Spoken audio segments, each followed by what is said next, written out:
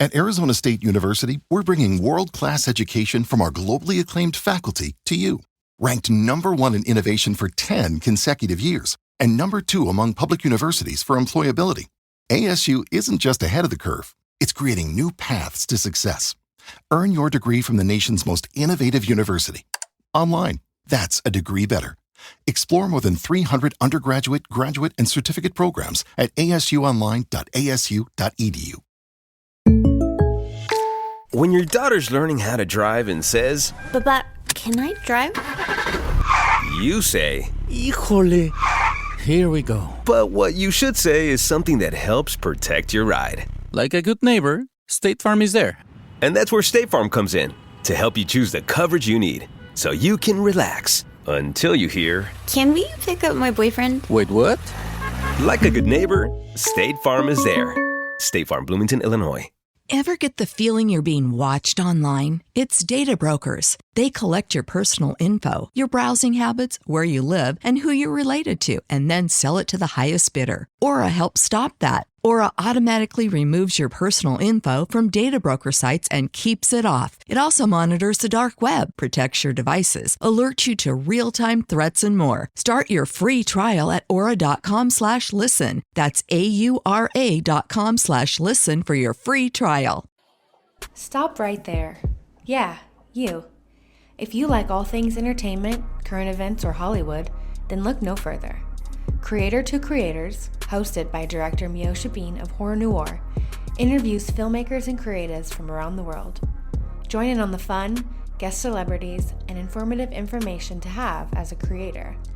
Hit subscribe and stay connected to Creator to Creators. Hi guys, welcome to another episode of Creators to Creators today. Today we have a special guest.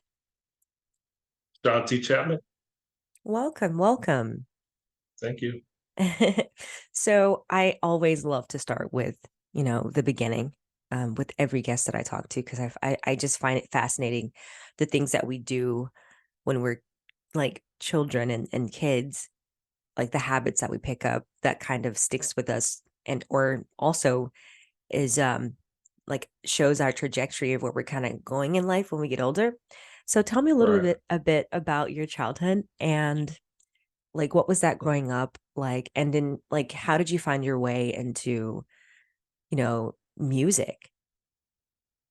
It's actually a very interesting story. So my childhood was good until about 10. That's when my parents divorced.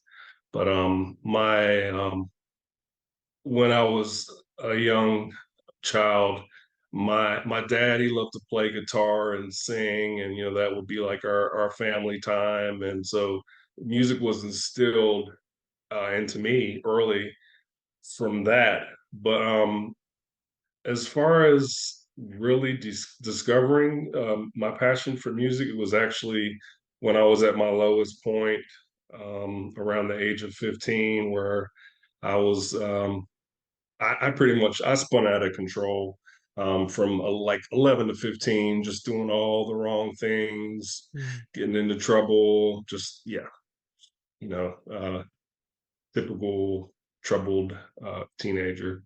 And I got to the point where I just was like, God, if you exist, show me. And that's when I started my faith journey, and I discovered gospel music, and that's what really touched me. Gospel music really just um, it transformed me, and just really put me on a different trajectory and gave me purpose and focus. And so that's when my journey started to want to also create music that has a positive impact on people. I love that. I love what gospel music, if I may ask. What What specifically? Yeah, if that just kind of got you there, like that changed your life. Well, I mean, back then, I was listening to BB and CC Oh Winans, yeah, that's a good one. Yeah, they're great. Sick, the Clark sisters, Fred Hammond. Um, yeah, so all the oldies but goodies. Right. Exactly. Oh So yeah, I that used to just love really, Bluey. yeah, just that just really put me on a different trajectory in life, and um, through all the brokenness of divorce, it just that was my anchor, my faith, and listening to gospel music. So that just, yeah, it kind of defined me, um, into who I wanted to be and who I felt, that God would have me be. Yeah.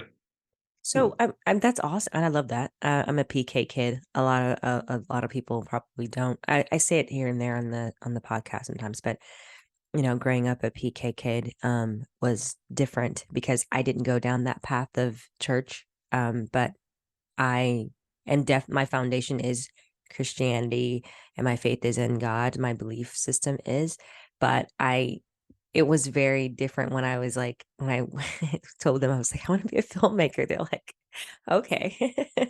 I think they Yeah, had well, like that's a great. different path for Yeah, me in their mind, but I was like, yeah, I can still reach people in just a different way. exactly. Well, you have to explain what PK means because some people might not know Oh, what that is. preacher's kid. Yeah. Yeah, so that was definitely the yeah, growing up, it was a thing, every morning before leaving, to go to school, or we'd pray, and yeah, that was definitely a big part of my uh, foundation. Um, Question: when you said that, gospel, and you asked, okay, God, if you're real, um, I'm curious, like, what what happened, what changed for you, like the things that inside of you, and like how did you, if you don't mind sharing that, you know Oh, sure. how did God reveal himself to you? Um, it's not something that can be described, but felt. I see. It was just,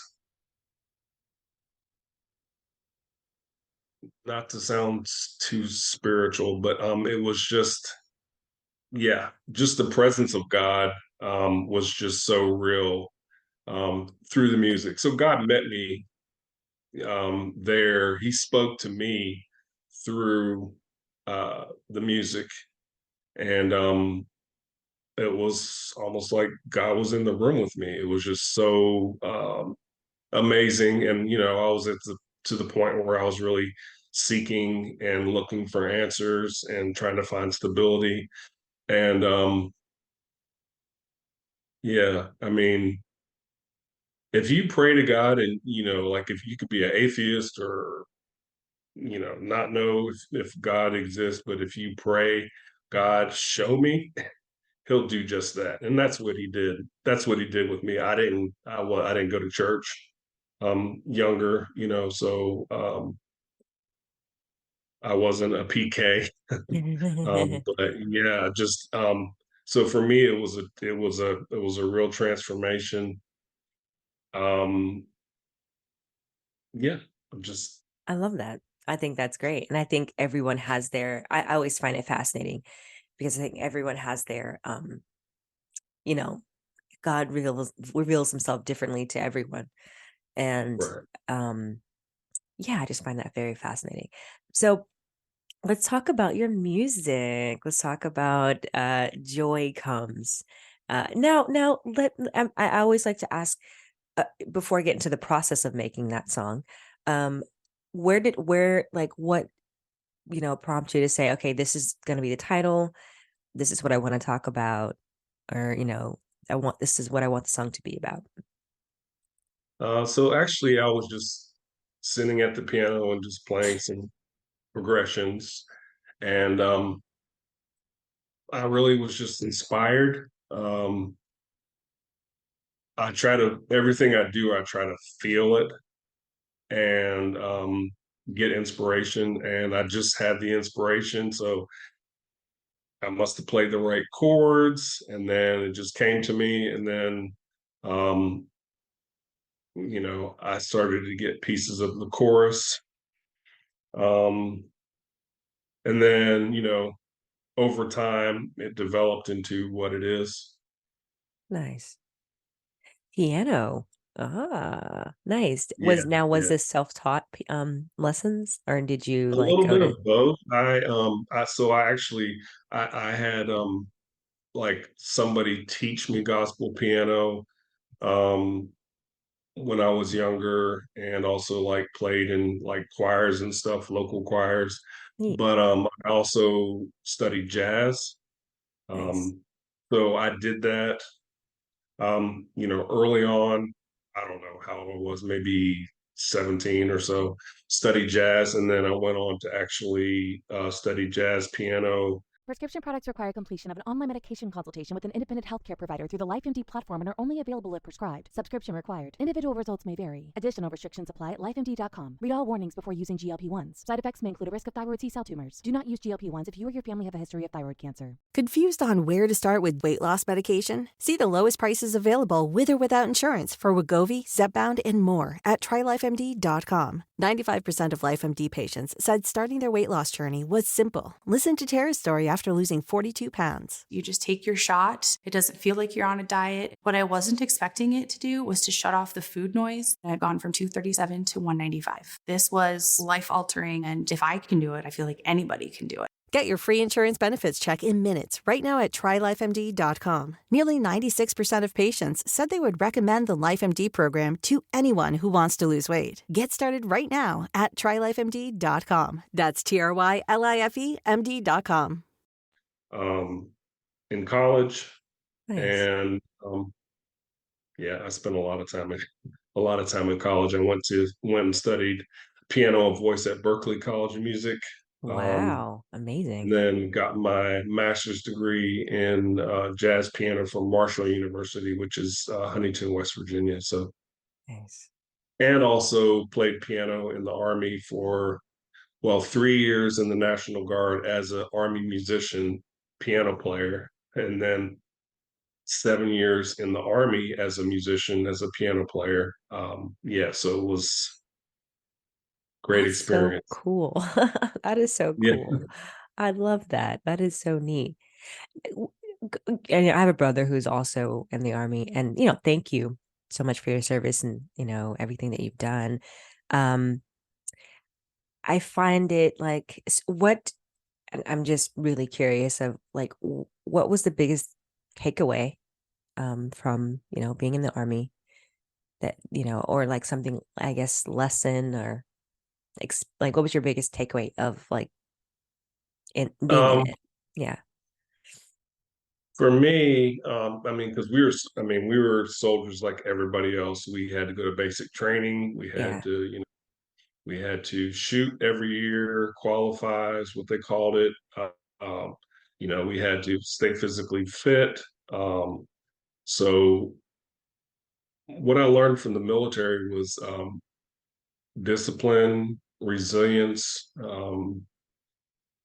basically the will to never give up, attention to detail.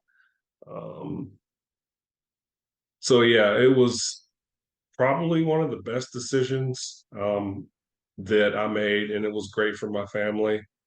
And I also, I just believe that was just part of God's plan for me. And I think just as far as, because not only am I an artist, but I'm also operating my own label, so it takes a Nice. lot of discipline.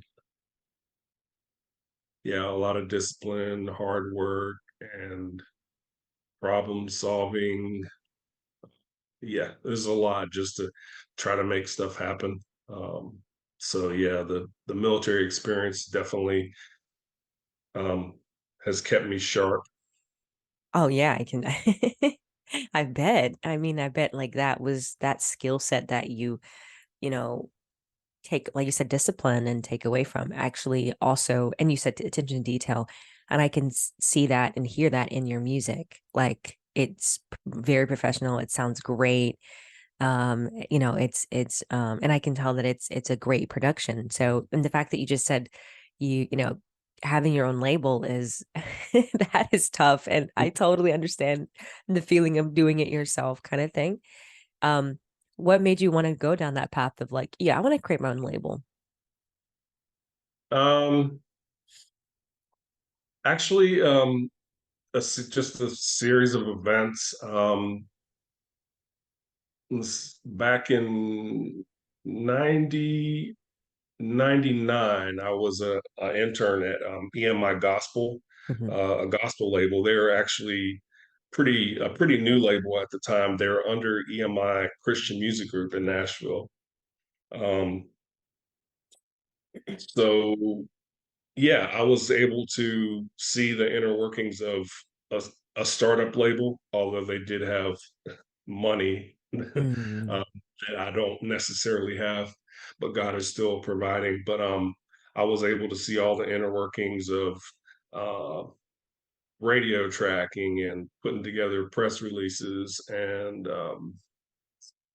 putting together showcases and A&R, all of that. I was able to see all of that, and it's kind of funny because like after that experience, I just was like, oh, like everything is um everything is coming into place, and this is what I should be doing, and I need to be in Nashville. And um I just I just thought that I pretty much arrived at at my destiny. But there were a whole lot of other things that I had to experience to be to the place where I'm at now, where yeah, this is what I'm supposed to be doing. And although I'm a lot older, I kind of understand why it's taken so long. Um, you know, just the mindset that I have now, I have a desire to reach back and really just mentor and encourage younger artists to provide, music that's really going to change people's lives. Hmm.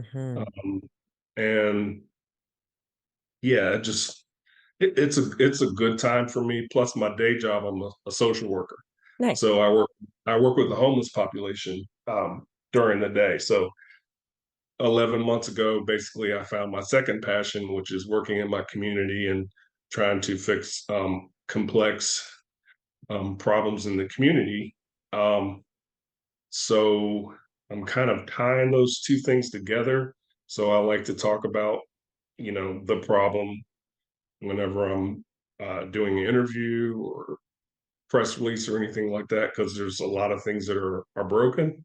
Yeah. Oh my gosh. Yeah. So I have the mindset now to really make a difference, um, not only just as far as inspirational, but to see social change. Mm. So I think now is the perfect time. Oh yeah. Oh my yes. And thank you for doing that. I think that's very important. That's definitely one thing. I mean, it's everywhere, honestly, the problem. But I feel like when I first moved to Los Angeles, I didn't really realize like, I knew there was homeless people, but it didn't hit me until after COVID of like how bad the problem is. And It's really bad.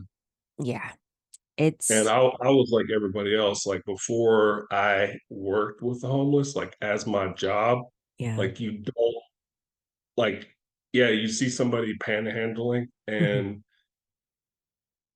you make a decision, okay, do I give them something or I don't? And then you have your own biases that you're dealing with. And um, you just really don't know till you actually have a conversation and till you actually get to know the community. And to be honest, most of the homeless community, which I call them my friends, they're like my family.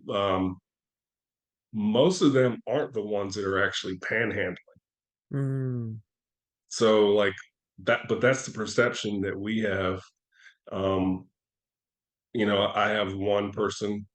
I know of one person, female. She's working three jobs, and they're Wow. side jobs here and there, and she makes a little bit here and there, but she's actually, they're actually really resilient, and I would compare them.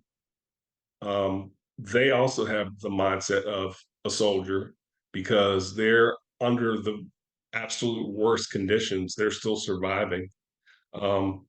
And somebody said something that really impacted me. And this person said that, you know,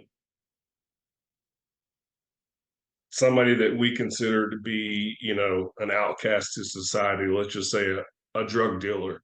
Well, Mhm. that drug dealer is an entrepreneur. That drug dealer can take those same skills and use it for something positive, Yeah. um, and be the CEO of a huge company because they've had to survive through poverty and make decisions that aren't necessarily good according to society. But they can take that same energy and use it and like be just a powerhouse like in the business world.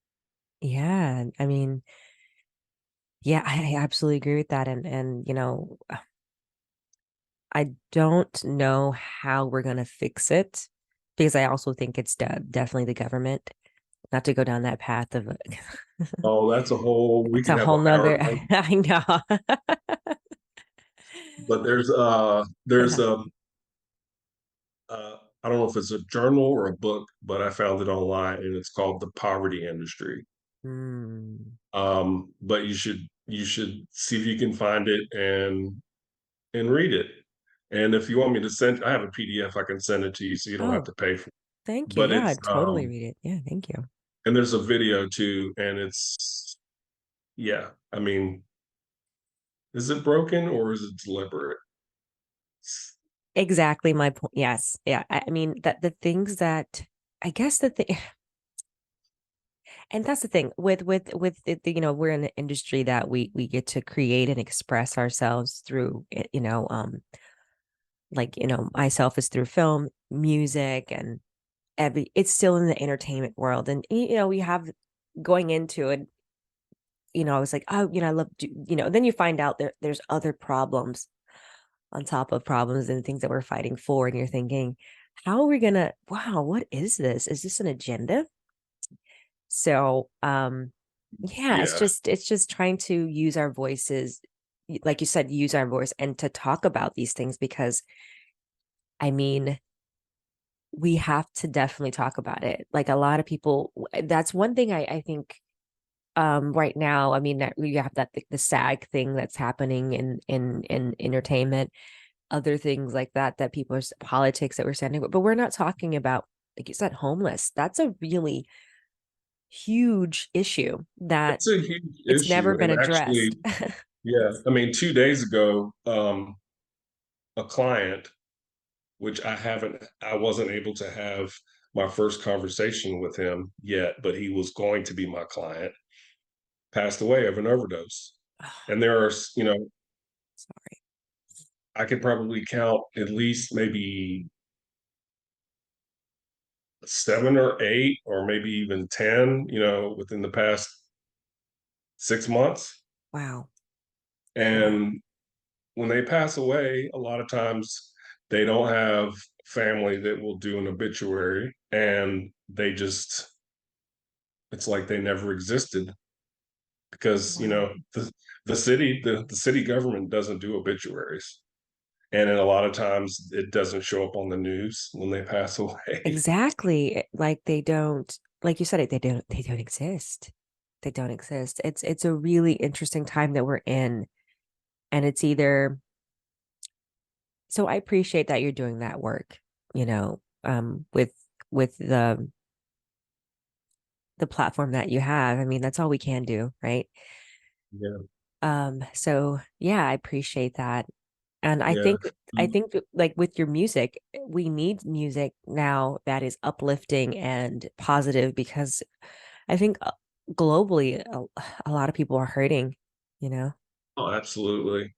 I think that's why I'm getting such a good response. Mhm. I think I checked on Spotify yesterday and it's reaching like 65 countries. Wow, it's awesome. That's amazing. You know, That's awesome. Congratulations. I mean, not to say the numbers are huge, but it is reaching all those countries. So in a way, I've accomplished what I set out to do. Yeah, exactly. So, yeah. But Exactly. actually, I want to do a documentary out in Richmond, Kentucky, which is where I'm at. So I've been actually reaching out to different filmmakers and just trying to just I've been racking my brain just trying to put light on some of the issues. So if there's anybody out there, Yes, anybody can contact him, get in touch. After listening to this interview, follow all the pages, reach out, because that's what it's about at the end of the day, you know, paying it forward and figuring out how we can, you know, share our stories and spread light to different situations and things that are happening around the world. I started this podcast 3 years ago after like during like at the height of COVID or like right before like it really got bad and like you hearing about it. And then the lockdown happened and I was just like, oh no, what are we gonna do? But it was a really good outlet for me to talk to different people, like creatives around the world and like, what are oh you yeah, doing? I'm sure it's good for them too. Oh yeah, it Not was feel great so for isolated. Yeah, I know, right? And we got through yeah, that. Yeah. But yeah. I was actually on a semi truck during a lot of COVID, driving my really, own. I had my own truck and trailer and did that for a while, and wow. it was good, but it was. I mean, I was gone 3 to 4 weeks at a time away from my family, and Mhm. it got to the point where seemed like there was more expenses than there was profit. Um, and I could make $1,000 a day doing that, but if the expenses are so high, then it's not even worth it. So But exactly. I It's gave it up. but you're doing great. I mean, you have, like I said, the label and the music that you're doing and the organization that you're part of and things that you're doing. I mean, I find that awesome. I have a question, and there's no wrong answer. But if you could choose, they say the three levels of influence, money, power, or respect. If you could choose one of those things, which one would you choose and why?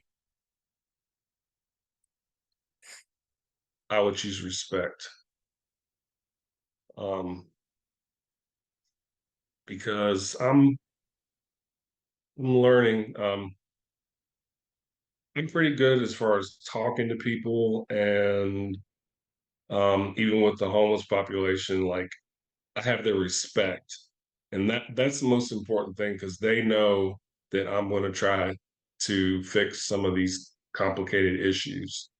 Um, and if you have respect, um, and you're a good communicator, you can get those other things just with respect. Be respectful, and somebody else, or even like if I believe in somebody, like if I believe in you, then I'm going to invest into you and what you're doing even before you consider investing into me, Mm, because I believe in you and I believe that same energy will come back to me. So that's yeah. respect. I like that. It's a great answer. I like that. Um, what makes you, I mean, as far as like creatives, and I know when people, what I think it's really on the outside looking in, when you look at like, the entertainment world as a whole, and you look at all the people that are doing impactful things, on such a global scale, like whether it's they're filmmakers, singers, whatever. I think during that path, I think a lot of people don't, who people outside don't understand that it's definitely a journey to get to whatever destination you're trying to get Yeah. to. But in that journey, what keeps you going in tough times and like just like keeps you motivated? Um, that's an interesting question, and it's a very spiritual answer. Because actually, maybe 5, 6 months ago, I was to the point because you know, I tried everything, and I know a lot of people in the industry, and like nothing has worked. Um, Even with all the connections that I've had, and although I've said, "Hey, this is what I'm supposed to be doing," nothing has happened. So basically, I was to the point where I accepted that it wasn't going to happen, and I was very heartbroken over that because all this time I felt like this is what I was supposed to be doing with my life. But although I was at that point, everything was like resurrected.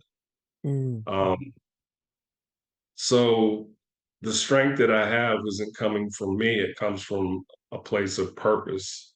mhm, And mhm. since I know what my purpose is, and I know that it's bigger than me. It's not me. It's the talent that I have is a gift that God has given me, and so that's what fuels me. It's when I can't do it, that's when he gives me the power to do it. It's like Yeah. when you let go of everything, that's when God gives you his strength to do the things that you're supposed to do with your life. So I don't have the strength to do any of this. It's just who God has created me to be. And that's all I can do is be the authentic me that God has created me to be. I love that. That's powerful. That's great. And thank you for sharing that. I mean, I think sometimes um, we hear I love listening to interviews of how, people get through their tough times because, I mean, I've had so many. I mean, but I feel like the journey of it all and the beauty of it all is that the it's not that we're not going to go through things. And you think about even in, using you know, I guess you can say Jesus, he went through things, but he was one of the most he's the most popular person now today, it's like, so it's a journey to get there. But it's definitely worth it in the end. Like you know what you're here for. Like you said, I like what you said, your purpose. And a lot of people don't know what they're Yeah, doing. They're just, you know, throwing it out there to yeah. see And what sticks. what's funny is when you have a purpose, you know, a lot of people get confused when they're trying to accomplish a goal or be Mhm. successful because they'll get right to the edge of um,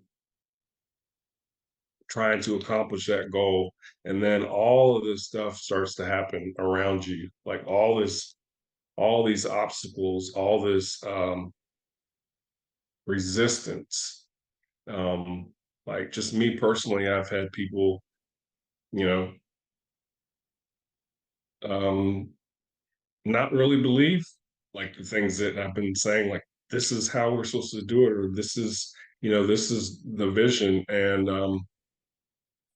so, I've had false accusations, like a string of false accusations from, you know, one organization to the next. And I'm just like, Lord, what in the world Yeah. is what's going on? But I'm to the place now where I realize it's because I'm doing the right thing. Hmm. But Hmm. most people will be like, this can't be my purpose because it's too hard.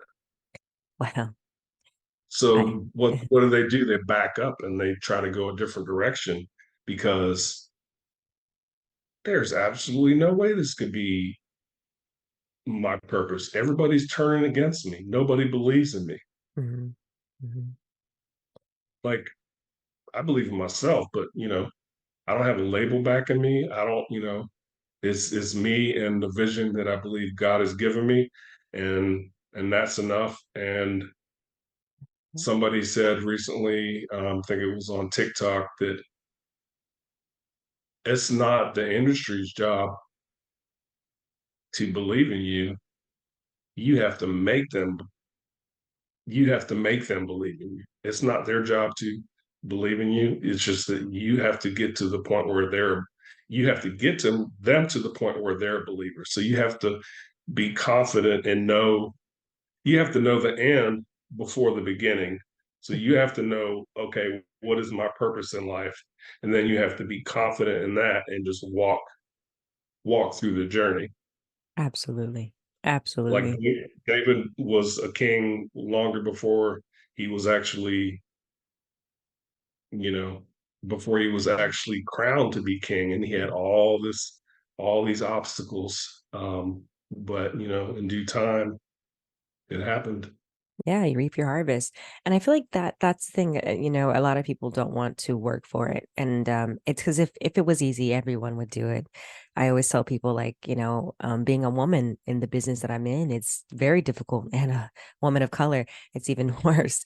But you have to, you know, get up and have, keep going. And you have to believe, like I said, believe in yourself.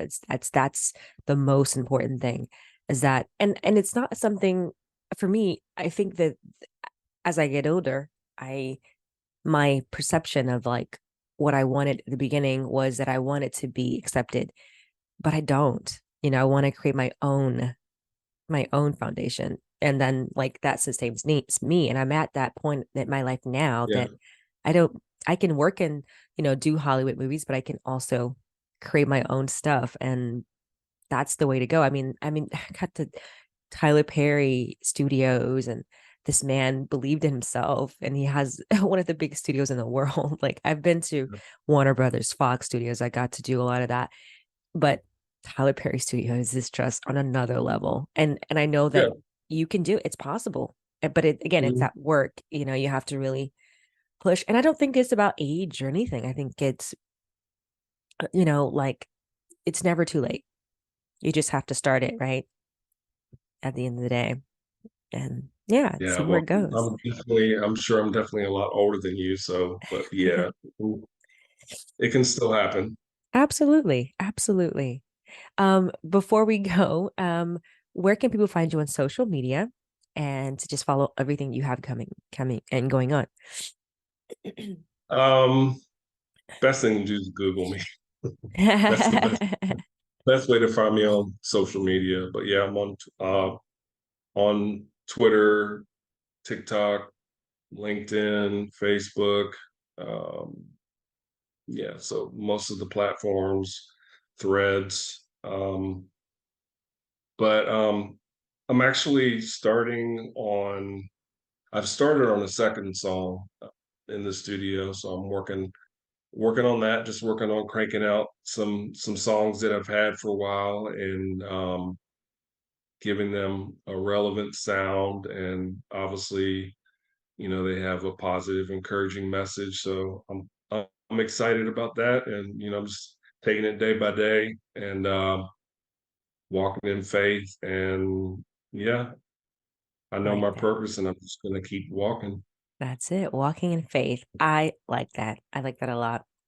Thank you so much. It was a pleasure talking to you and hearing your story. And Thank you. yeah, I got to come back in when you have some more stuff going on. Sure. All right. All right. And thank you all for listening. And always remember to live, love, laugh. We'll see you guys next time. Bye. All right, thank you.